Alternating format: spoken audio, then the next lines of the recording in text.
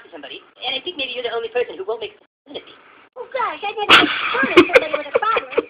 Buddy, do you know what you're supposed to do when your penis gets hard?